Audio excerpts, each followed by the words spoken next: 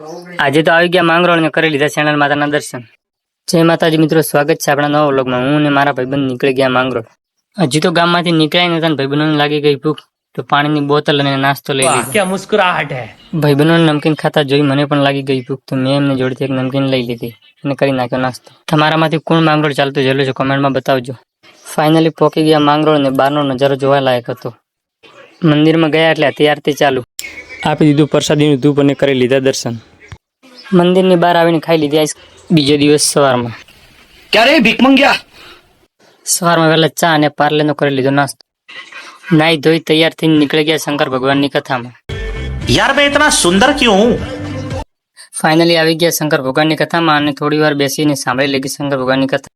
જમવામાં થોડી વાર થઈ હતી એટલે આ ભાઈ શર્ટનું કોલર ખાઈને પેટ ભરી રહ્યા હતા। खतरनाक लोग हैं। આ ગયા આરતી લઈને બેસી ગયા જમવા માટે। क्या रे भीख मंगिया। ત્યાંથી આપણે નીકળી ગયા ને આવી ગયા દુકાન।